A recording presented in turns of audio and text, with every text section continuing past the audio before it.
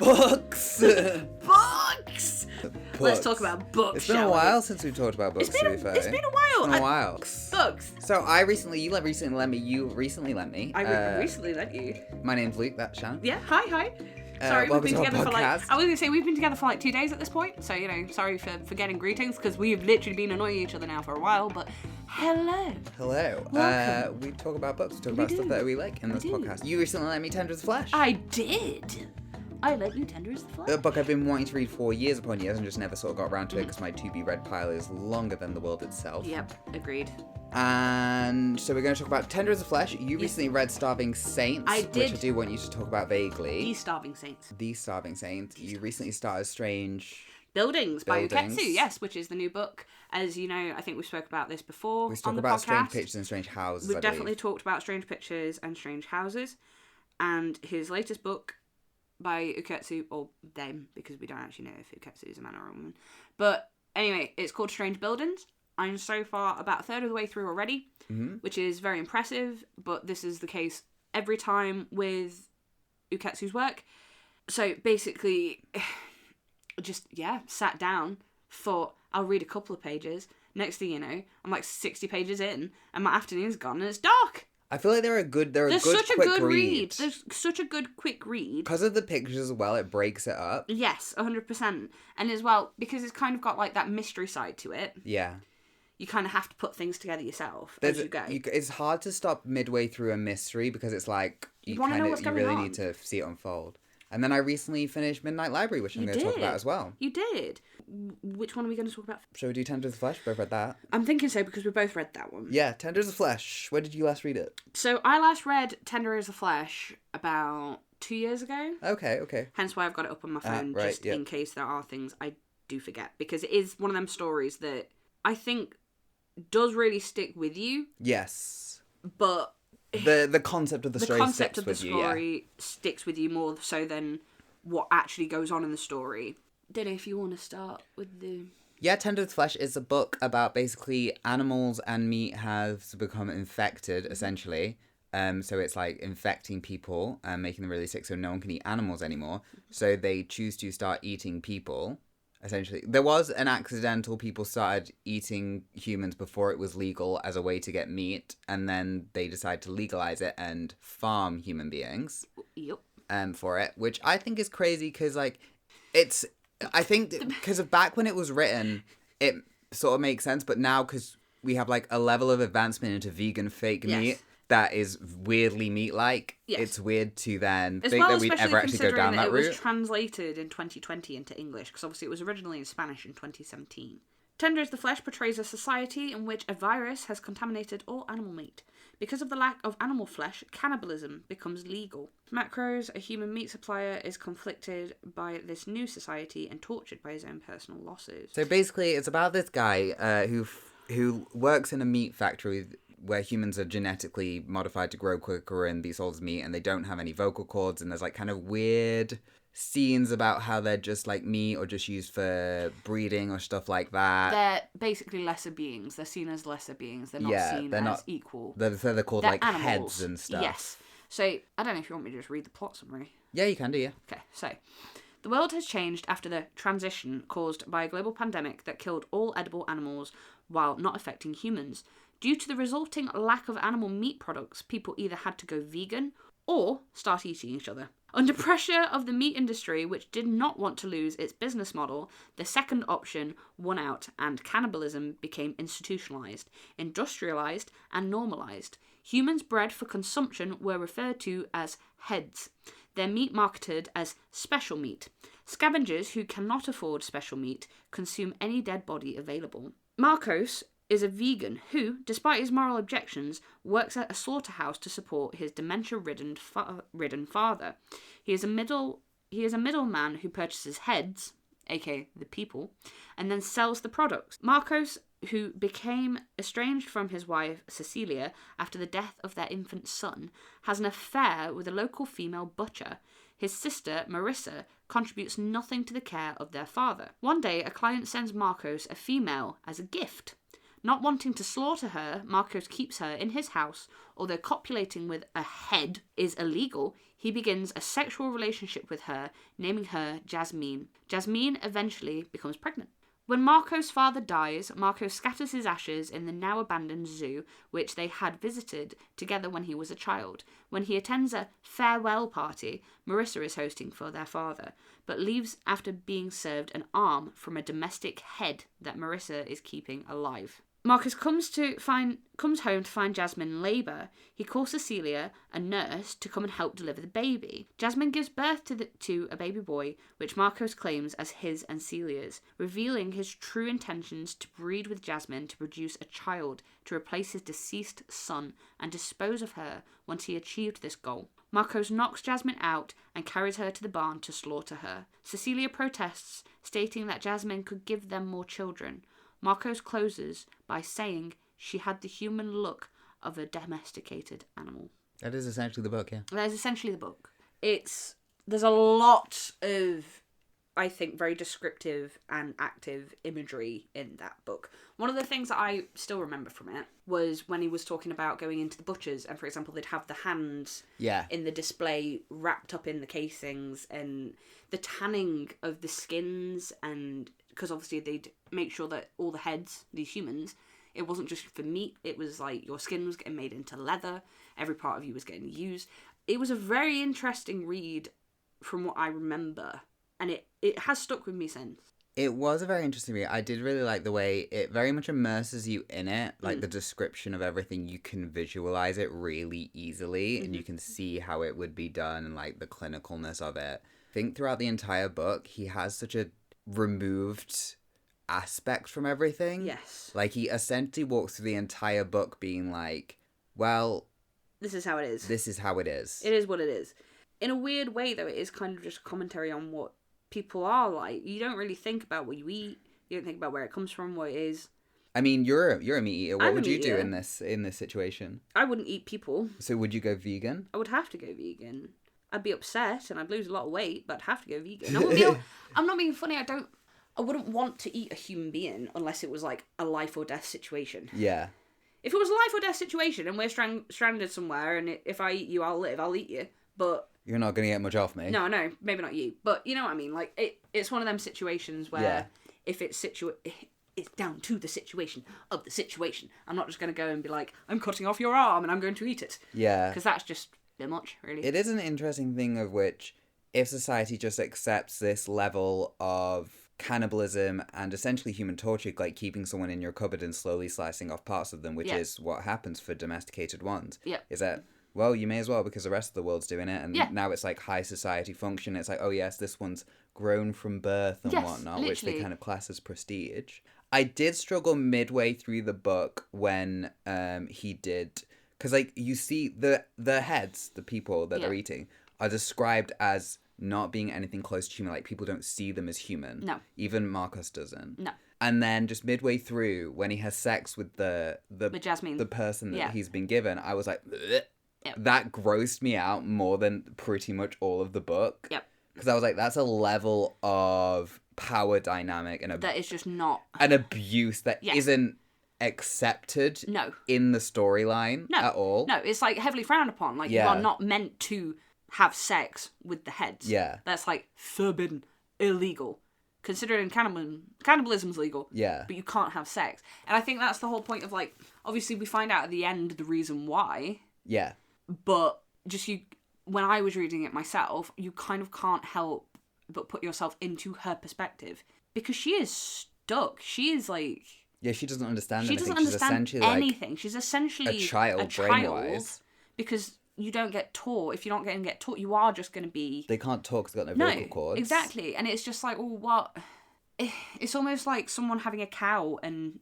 Yeah, that is essentially it, That's essentially what it is. It's like bestiality, almost, in a way, without it actually being... It does read that way as well. It does, though, when you read it, which is insane. And then you've got the scavengers as well, which are people that, like... Yes, they just will scavenge for human parts because they're craving it so bad. Because they're just hungry. Yeah, which is crazy, considering they could have just survived in society... Of vegans. Normally. Yeah, but everyone's like, nah, we're going to eat each other, because clearly that's the one that we need to do. Yeah. Makes sense. But I did really like it. I really like that all of the higher up characters in the like factories and stuff, they were sort of like twisted and kind of they did have a sadistic quality Yes. to them. And then you've got his sister who is like, oh well, this is eating people is prestige, and this one's grown from birth and all of this stuff. It's like, organic. yeah, basically, It's organic. she's It's there like hand-reared. this is hand reared meat. You've got the butcher aspect who's just like, well, I used to butcher animals and this is no different, so No. I may as well, apply my trade and make money from it. Yes. Otherwise I would have gone bust. And like she does get a sick satisfaction from it. Yeah, she does. But like it's all different perspectives. Like you have the higher up that has like that book of skin. Yes. You've got the factory workers that like you have that one going around the factory that's really sort of twisted and weirdly into just killing people. Yes. All the way to Marcus is just like, this is just life, this is just my job, I need This to is do what this it for my is. dad. Yep. And his dad, who lost his sanity when people started eating humans, Yeah. because he used to be a butcher. Yep. And it's like, you know what? That would make me go a bit mad. So like it's cool because you've got all the different fallouts and the way that humans would then change and show their like sadistic side Yes. or like selfish side if society allowed it to happen. Yes. And it is very much, I think, a comment on like how society can be, I think. Yeah. Because it's literally just a case of you take the people out and replace it with animals. Because if you change the world that the morals align with what you want them to, then that's going to then be what the morals are. Exactly. It's going to become the norm. And at the end of the day, that's what happened. Something that was horrific became the norm. Yeah. Which It's is it's a madness. really good book. It is a really good book. I definitely recommend giving it a read. And throughout the entire time, he is just the main character. He's just like, well, I guess this is it. And I get like every big thing, like when the scavengers attack and everything, he's like, well, we'll just sort of deal with it. Yeah. When Jasmine has a child and he kills her, he's like, well, this is the solution to the problem. My wife's back. Yeah. Don't need her anymore. Don't need her anymore. Baby's What am I here. going to do? I can't continue this life with No. this person. I'll get slaughtered myself. My wife's here. We both want a child. Let's do this instead. Here's the child. Yeah, I think if she didn't come back, it would be very different. I think he would have kept her alive. Yeah, possibly to get more children out of Yeah. it, to possibly bring back. But it's definitely a story about like using and just abusing essentially people, animals, humans. It's just a very, very good book. It's a deep read. I would say I don't think you should go into it without your head in a good-ish place. Yeah. It depends how you are with this kind of thing though, because like I wasn't that bad with it, but also But I know people that didn't like it. yeah. You see, I don't know anyone else that's read it other than you now. Ah, right, yeah. So it's quite interesting that you know people that didn't enjoy it. Yeah. But I really, really liked it. I enjoyed it. I may have to read it again because it has been a few years. And it isn't a thick book. No, it's a it's thin a little quick read, to it's be a honest. very quick read. And considering how much descriptive detail is in the writing itself of the world itself, Yeah. I think that's impressive considering it's such a quick read. It does really good with speed and pace as well. It does. Like, so you it don't starts feel like you're off- stuck at any point, do you? No, there's like a few slow chapters, but they're in moments where the character himself is trying to have a calm break from the world. Yeah. And that's when he like goes to the zoo and sits and poineates on things. And those chapters do read slowly. Yes. But it's But as it's though meant you're to. from his perspective, he needs to be calm and he Yeah. needs to be away from the He rat needs to race. ruminate on things for a bit. And then at the end, when everything is kicking off, it's like boom, boom, boom, boom, boom, boom, boom. And it's just done. Yeah. Mm. And then it ends so abruptly because it's like, that is the end. He's back essentially at the start where he was beforehand, him and his wife have a child, which where he was like before the book started. That was like Yeah. the preamble to the book. So it's sort of It's full gone back circle. round. The like- question is, will it go full circle again? It's like no matter what you do, you're gonna end up where you started. Yeah. Because That's that's how it is. life. Yeah. That's life. That's life. But That's yeah, what all the people say. I really liked it. Good, I'm glad. Yeah. I'm glad. Oh, I've also been reading, as well as Strange Houses. No, not Strange Houses, Strange Buildings. I've been reading and finished The Starving Saints. A book I That recommended. You now have, yes. And I think I You told recommended you on the it podcast. was on the podcast. Yeah. We were talking about it. It's the medieval cannibal book. Yep, The Starving Saints, a novel by Catelyn Starling. Yeah. that's it. How fine blurb on Not Page. How fine blurb on phone. How fine blurb. You found it? No, but I'm on Goodreads, and someone gave it a 2-star review and just said not gory enough and not gay enough. I thought it was fine. I enjoyed the gay. I thought it was gay. I thought it was very gory, so I don't know why anyone would say that, but okay. Right, okay, so Aemar Castle has been under siege for 6 months. In this isolated setting, food is running low, and there has been no sign of rescue. But just as the survivors consider deliberately thinning their number, the castle stores are replenished, the sick are healed, and the divine figures of the Constant Lady and her saints have arrived, despite the barricaded gates, offering secure in return for adoration. Soon the entire castle is under the sway of their saviours, partaking in intoxicating feasts of terrible origin. The war hero Servonne gives her alliance to the Constant Lady. Phocine, a disorganised, paranoid, nun-turned-sorceress, races to unravel the mystery of these new visitors and exonerate her experiments as their source. And in the bowels of the castle, a serving girl, Trelia, is torn between her thirst for a secret vengeance against Von and the desperate need to escape from the survival horror unfolding within Amir's walls. As the castle descends into Brachnelian madness, forgetting the massed army beyond its walls in favour of hedonistic ecstasy, these 3 women are the only ones to still see the situation for what it is, but they are not immune from the temptations of the castle's new masters, or each other, and their shifting alliances and entangled pasts bring violence to the surface. To save the castle and themselves will take the remaining of who they are and reorganisation of the very world itself. Bum, bum, bum. Bum, bum, bum. Brilliant book. Couldn't put it down. So for the first 50 pages, I will say it is slow. A little bit slow, building up on everything. After that, it doesn't stop. Don't stop. Won't stop. Just keep going. Couldn't put it down. Can't stop addicted to the shindig. Can't stop addicted to the Starving Saints. It's that good. I will be reading it again. Nice. And yeah, that's about all I can really say about it because I don't want to spoil it. You can give a little bit. It's great. All the 3 main characters are all women, which is very, very refreshing and nice.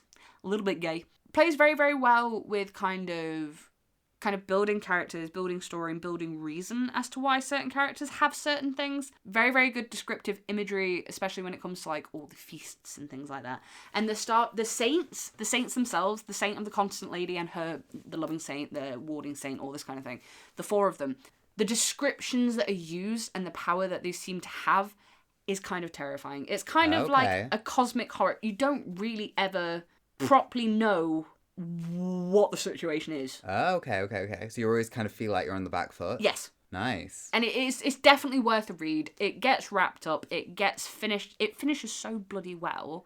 I had like 100 pages left, and I remember being like, I'm going to finish this book and give it to Luke in the morning. This was last weekend, by the way, listeners. And I picked up that book. Next thing I knew, I blinked and it was midnight and I hadn't eaten anything. I hadn't peed for 7 hours, but I didn't care because it was such a good read. So I'm very excited for you to read it. Nice. Is it from like one person's POV or is it? So it's different. It changes POV. Yeah. Chapter to chapter. It kind of follows each chapter's like a different woman's perspective, if that makes sense. It's definitely it's just great read. How many out of 10? How many out of 10? 10. 10 out of 10. Nice. 10 out of 10. I'm excited to read it again. How she built the world and how like.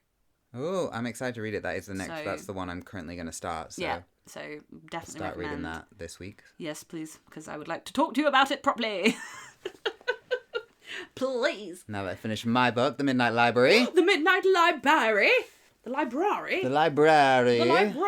So I can do a review of Midnight Library. So The Midnight Library, it is a very millennial book is how I would sum it up.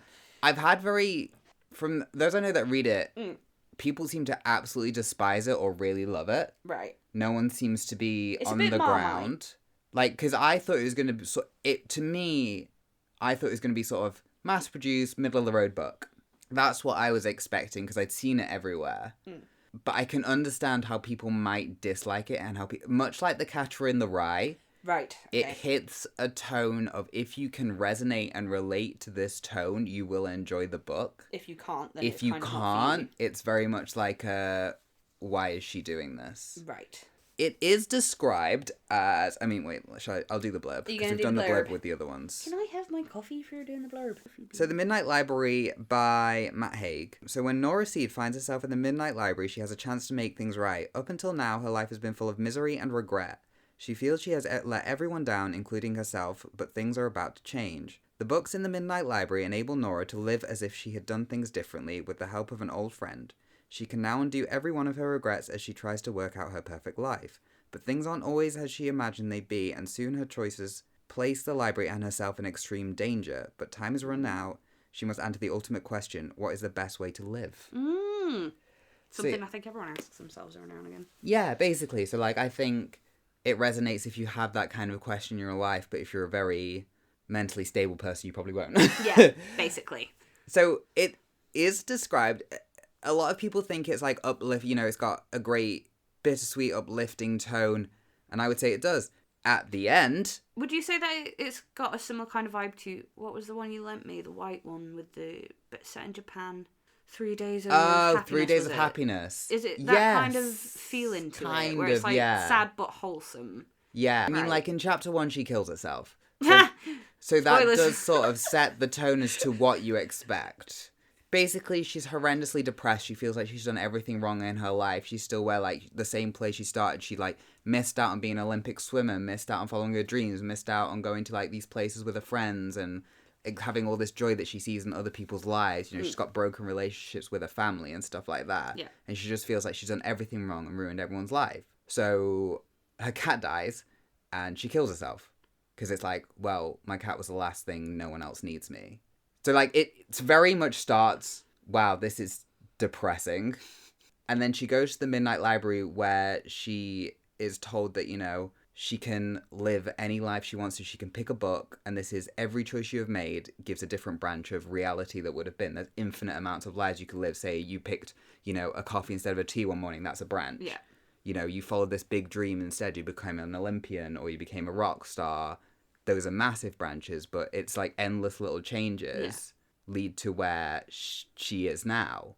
And at one point she has the Book of Regrets, which is everything she's ever regretted once, such as like, you know, oh, she didn't catch the train on time or she didn't do this major thing in her life, and it weighs her down. So it's not positive at the start. It's really not. It's quite genuinely depressing, I will say. Like, at the start, I was like, this is a hard read. This is going to send me through a spiral kind of situation. And I was like, I need to put this down for a while. I don't think I'm ready. But it does at the end. At the end, it gets better.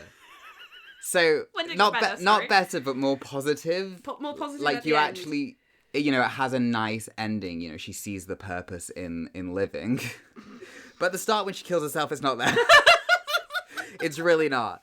So she picks out these books. You know, well, if I'd married this person, I would be happy. Yeah. And she realizes that life isn't what she thought it would be. She's still horrendously upset. It's not everything she wanted. You know, he's cheated on her, or they're not happy, they're having money troubles. Okay, what if she followed her dad's dream of what she wanted to be and became an Olympic swimmer? Oh, turns out she's horrendously sad in that life too. And she goes through all these lives being like, okay, what if I went to my friend to Australia to watch whales? Or what if I became a glaciologist, you know, like that thing I really wanted to do? And each one had its own pitfalls and cons, and it's not what she thought she would be.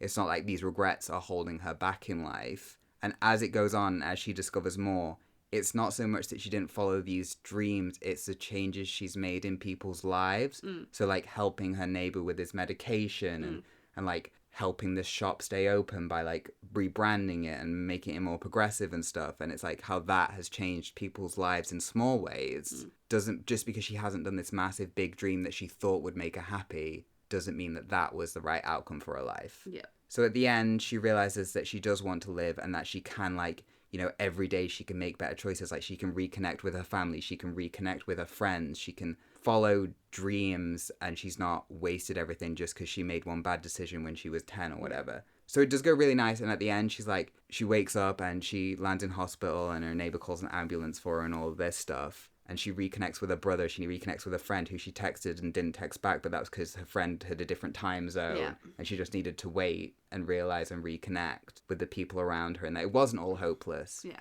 It just needed a minute to reset. which is a really positive end. Yes. And you can see the growth of the character because she's like, everything's meaningless. So I'm depressed in this life. I'm depressed in this other life. What's the Every point? life, I'm not happy. In every life, I'm ruining things. In every life, something's wrong. So clearly, I'm the problem. When she realizes that actually... And she goes into these lives that she really loves. She stays there weeks, but then she starts feeling like an imposter because she's taken away that version of herself that lives in that life, that had those experiences, you know, that got married and had a kid. It's like she's taking that away from that version of her, and there's nothing to say she can't then have that in her current life, her root life. So it is really good, and I think it really resonates with, I'd say, a millennial Mindset. point of view of being like, we are a very regretful generation, We I are. think. We always feel like we're very stuck, Yeah. or that we've made wrong choices. Exactly. So it's got that, I think if you have that mindset of mental illness, Yeah.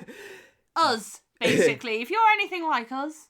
you will realize that, yes, you'll have regrets, but there's nothing to say you can't change things, nothing to say you can't do things, nothing to say you can't change what you're currently doing and reconnect with the people you've lost. And it might seem hopeless at the time, you know, you might have failed certain people, but you can start again. It's not like you failed completely. And that choice you think that would have changed your life for the better and made everything perfect had its own pitfalls too.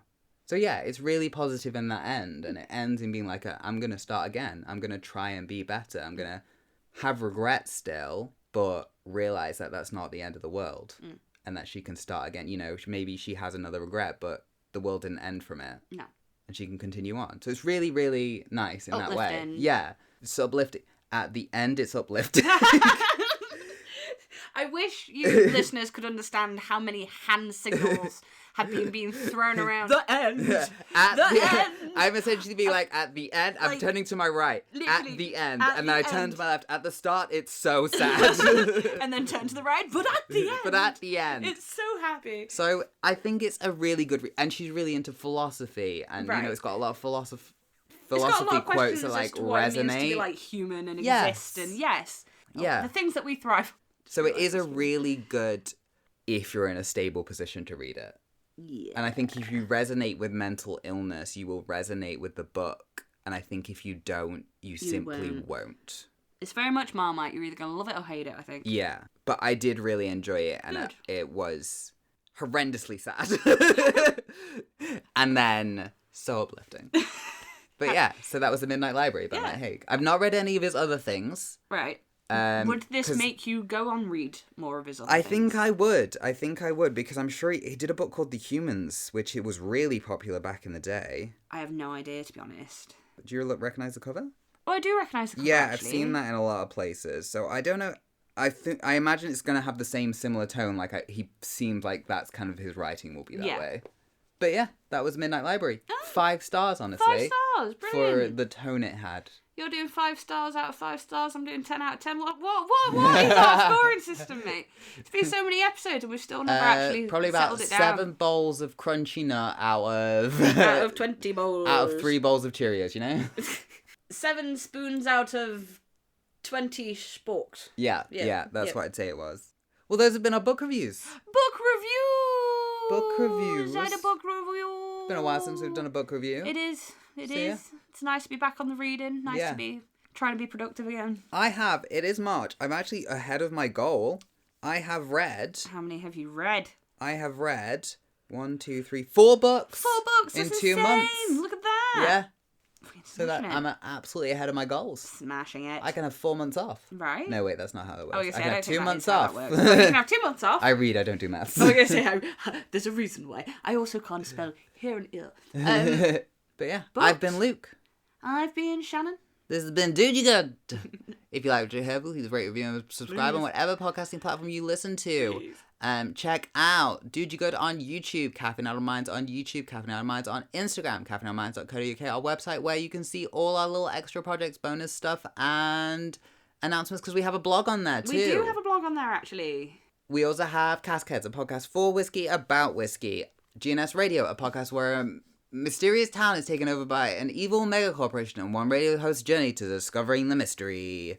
Nutbusters. Nutbusters. I was going to say we've got Nutbusters. Nutbusters, an actual play, tabletop, nut-busting, squirrel-defeating podcast where we play sentient acorns. Yep. And it is as wild as it sounds. That can guys. be Yep. found on Caffeine Adult Minds podcast feed or the YouTube. So yeah, bye. Oh boy.